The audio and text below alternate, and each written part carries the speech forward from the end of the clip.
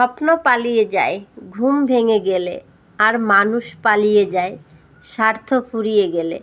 আচ্ছা, নিজের কাছের মানুষটাও কি স্বার্থ নিয়ে মেশে? নমস্কার, আমি শম্পা আচার পরিবারে তোমাদের সবাইকে স্বাগতম। কেমন আছো বলো তোমরা? আশা করছি যে যেখান থেকে দেখছো সবাই অনেক ভালো আছো এবং সুস্থ আছো। আমিও মোটামুটি ভালোই আছি।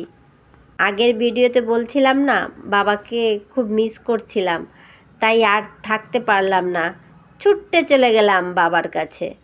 দেখো বন্ধুরা, বাবা বিড়ি খেয়ে গায়ে ফেলে দিল।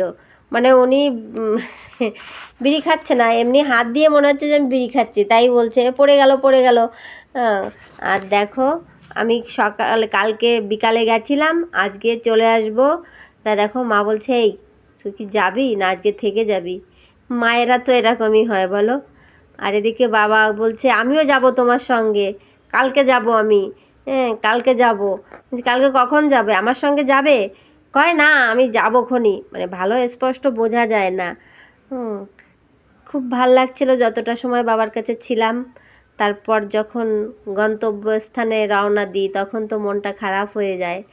যাই হোক, পরের সংসার করছি ভাই, আসতে তো হবেই। কি বলো তোমরা? চলো, এই শুধু মাছটাই দেখালাম, মাছের রেসিপি আর দেখাতে পারলাম না।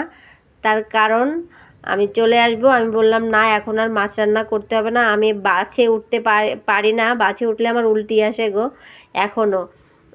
তারপরেও যাই হোক, মা ওই বৌদি মাছ ভাজি করে দিল, আর মাছের তেলটা ভাজি করে দিল, তাই দিয়ে আর অন্য সবজি রান্না করেছিল, কুমড়োর তরকারি রান্না করেছিল, আর তোমার উচ্ছে ভাজি করেছিল, সিম্পল করেছিল।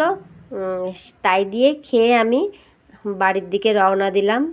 চলো, আমার ভিডিওটা কেমন হয়েছে তোমরা অবশ্যই কমেন্টে জানাবে। ভালো থেকো, সুস্থ থেকো, টাটা।